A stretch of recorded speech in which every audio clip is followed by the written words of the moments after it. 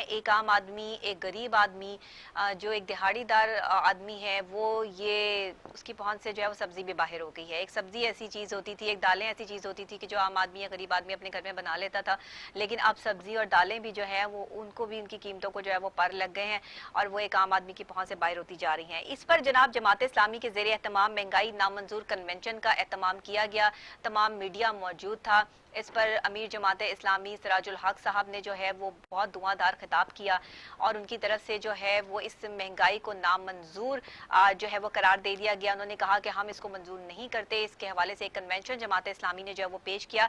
जमात इस्लामी वाहिद एक ऐसी जमात है कि जिसने हमेशा गरीबों की परवाह की है, उनके साथ खड़ी हुई है, एक आम आदमी की बात की है, एक आम आदमी की प्रोटेक्शन के हवाले से काम किया है। कोविड-19 का दौर हो या आम हालात हो, लोगों के घर में राशन पहुंचाने की बात हो या गरीब को दवाई पहुंचाने का सिलसिला हो, कहीं भी किसी की खिदमत और मदद के लिए जमात इस्लामी एक ऐसी जमात है जो हमेशा खड़ी रहती है और हमेशा जो है वो अपने प्यार करने वालों के साथ भी और जो इस जमात को पसंद नहीं करते उनके साथ भी जो है वो अच्छे तरीके से जो है वो पेश आते हैं। अमीर जमात इस्लामी लाहौर हमारे साथ, उन्होंने हमें ऑन कॉल ज्वाइन किया है, डॉक्टर ज़िक्रुल्लाह मुजाहिद साहब ने।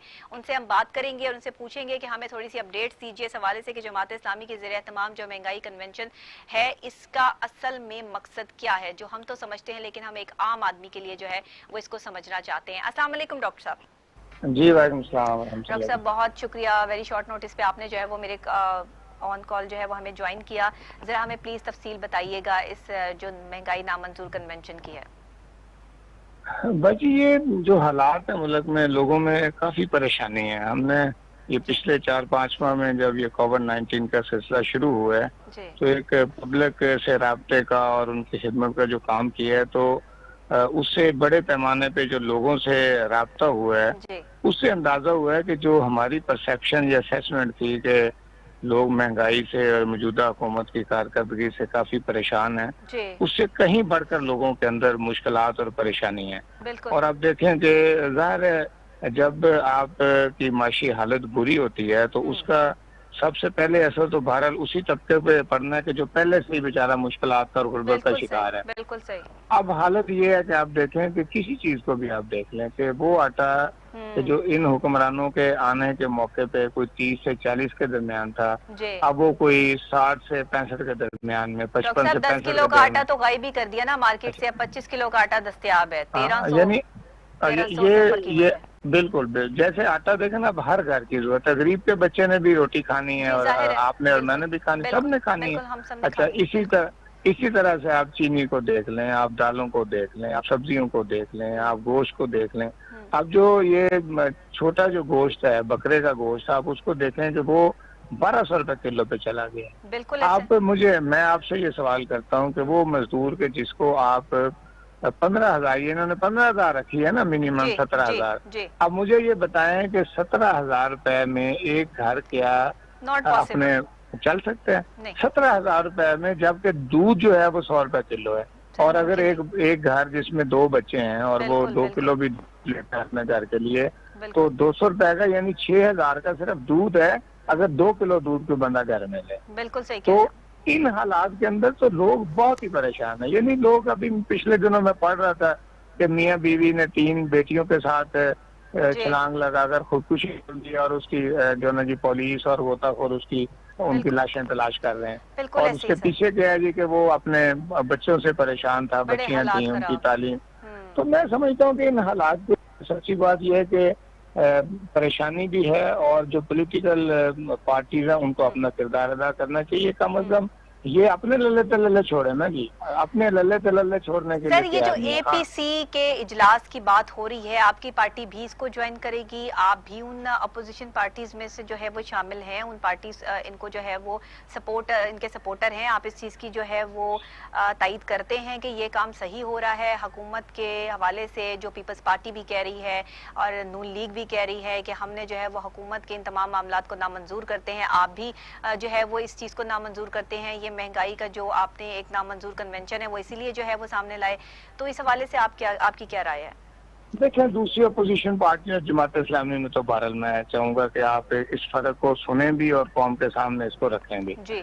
जमात इस्लामी दूसरी अपोजिशन पार्टियों में फर्क ये है कि मुल्क के ये जो बदतरीन हालात हैं जी। और मुल्क जो है वो अब कोई 92 अरब डॉलर का बैरूनी कर्जों का मकरूज है, जिसमें बिल्कुल पिछली बिल्कुल। हुकूमतों ने भी किया और मौजूदा हुकूमत का भी इसमें रोल है। हम्म। तो इन बुरे हालात में इस कौम को पहुंचाने में, अदारों की तबाही में और इस मुल्क का सत्यानाश करने में मैं नहीं समझता कि ये सिर्फ पीटीआई गवर्नमेंट का हाथ है। ये तो पीपल्स पार्टी इसकी सही पूरी की सही पूरी सही जिम्मेदार है। सही। मुस्लिम लीग नून इसकी पूरी की पूरी जिम्मेदार है। जिम्मेदार है। अब सही। हुआ ये कि बदतरीन हालात के अंदर इमरान खान साहब ने अपने बयानिए से कौम में एक उम्मीद पैदा की और लोगों को इन्होंने ये सबज बाग दिखाया कि आप मुझे लाएं तो मैं एक तो ये है कि सादगी की जी पॉलिसी बिल्कुल अपनाऊंगा मैं। बिल्कुल। ये बड़े बड़े जो घर हैं, गवर्नर हाउस है, ये वजीर आजम हाउस है, इसको यूनिवर्सिटी में तब्दील करूंगा। यूनिवर्सिटीज में मैं तब्दील कर छोटी दूंगा। बिल्कुल हाँ बिल्कुल। मैं छोटी कैबिनेट रखूंगा। मैं जो बैरूनी कर्जे हैं उनको छोड़कर इस मुल्क के अंदर से रेवेन्यू चले। इन्होंने कौम को एक उम्मीद दिलाई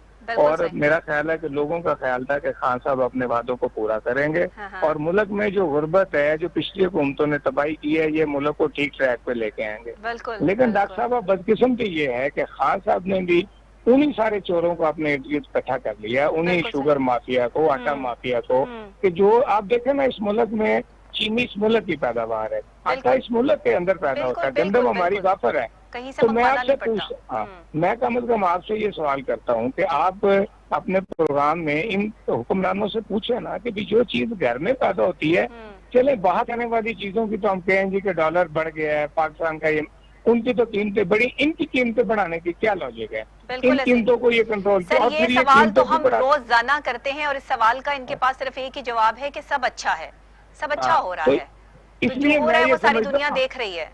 जी हाँ, इसलिए मैं ये समझता हूँ कि जो पूरा पिछली पार्टी है, जिसमें मुस्लिम लीग नून हो या पीपल्स पार्टी, ये इक़्तिदार में रहे हैं, इन्होंने इक़्तिदार से लोगों का खून चूसा है, इन्होंने मुल्क के इदारों को तबाह किया है बिल्कुल और मुल्क को इन हालात में पहुंचाने में पीटीआई की गवर्नमेंट नहीं है, ये लोग जिम्मेदार हैं। बिल्कुल पीटीआई की बिल्कुल। गवर्नमेंट ने तो ये किया है कि जो दीवार गिर रही थी उन्होंने उसको संभालने की बजाय उसमें मजीद धक्का लगाना शुरू कर दिया ताकि गिरा ये दिया। जल्दी गिर जाए, ये हाँ जल्दी गिर जी जाए। सही ये बात। तो दीवार को गिराने में शामिल है, हाँ। लेकिन दीवार को बोसीदा और खस्ता करने में तो पिछले हुक्मरान है। अच्छा सर, अब एक सवाल आपसे बड़ा डिफरेंट किस्म का करना चाहूंगी। ये क्या वजूहात हैं कि जब इंसान इक्तदार में नहीं होता तो उसकी सोच कुछ और होती है और इक्तदार की कुर्सी मिलने के बाद जो है वो मामलात और हालात ऐसे पलटा खाते हैं कि जैसे वो सारी बातें हवा में उड़ जाती हैं कि एक आम आदमी कौन है, गरीब आदमी कौन है, अवाम कौन है, आप कौन है, सब भूल जाते हैं और सिर्फ जो है वो अपनी ही वही ऐवान, वो रोशनियां और उनकी चकाचौंध में कहीं जो है वो दिमाग गुम हो जाता है और इंसान की सोचने समझने की सलाहियत खराब हो जाती है। कुछ ऐसा हो जाता है? डॉक्टर साहब देखें ना, ये लोग झूठ बोलते हैं और कौम को सबज बात दिखाते हैं, ये पहले से प्लान होते हैं। ये जितने लूट मार करने वाला तोला है ना जी, ये प्लान होता है कि हमने इलेक्शन जीतना है और फिर उस इलेक्शन को जीतने के बाद इक्तदार का और इख्तियार का फायदा उठा के अपनी तिजोरियों को और अपने जो ना जी बैंक बैलेंस को बढ़ाना है। मैं आपसे सिर्फ एक सवाल करता हूँ, मुझे ये बताएं कि जो एमएनए ये चैलेंज कर रहा हूँ, इस शहर के अंदर भी एक एमएनए ऐसा है कि जिसने 1 अरब रुपए लगाया अपना इलेक्शन जीतने के लिए कैंपेन पे। सही। अब मुझे ये बताएं कि जो एमएनए 1 अरब रुपए लगा के इलेक्शन जीतेगा तो आपका क्या ख्याल है कि वो उससे 4 या 5 अरब कमाएगा या नहीं कमाएगा? बिल्कुल बिल्कुल कमाएगा। तो ये असल में जो सियासत का असलूब है, ये जो माफिया पाकिस्तान की कौम पे मुसल्लत है, सही, ये इनके नारे, इनके दावे, ये सब झूठ है। डॉक्टर साहब बहुत शुक्रिया आपका। वक्त जो है वो बिल्कुल आखिरी लम्हात में, हमारे प्रोग्राम का वक्त जो है वो खत्म होने वाला है। मैं इंशाल्लाह फिर जो है वो इस टॉपिक को जो है वो आगे हम बढ़ाएंगे और इस पर बात करेंगे। बहुत शुक्रिया आपने हमें ज्वाइन किया और महंगाई नामंजूर कन्वेंशन के हवाले से जो अमीर जमात इस्लामी ने जो है वो इस कन्वेंशन को जो है वो आगे बढ़ाया है और बढ़ा रहे हैं, ये एक बेहतर अमल है और एक आम आदमी के लिए जो है वो एक बहुत बेहतरीन कोशिश भी है। इसके अलावा जनाब हम इस प्लेटफॉर्म से इंशाल्लाह एक आम आदमी की आवाज़ जो है वो अवानों तक पहुंचाते रहेंगे। हम बड़े बड़े लोगों से, हुक्मरानों से ये सवाल करते रहेंगे कि अब वो बुलंदो बांग दावे जो हैं वो किधर गए, कि जब आप ये कहते थे कि ये भी हो जाएगा, वो भी हो जाएगा, अब अगर ये भी हो जाएगा, वो भी हो जाएगा, तो जो ये हुआ है इसका जिम्मेदार जो है वो कौन है? इसी के साथ इस सवाल को यहीं छोड़ती जाती हूँ।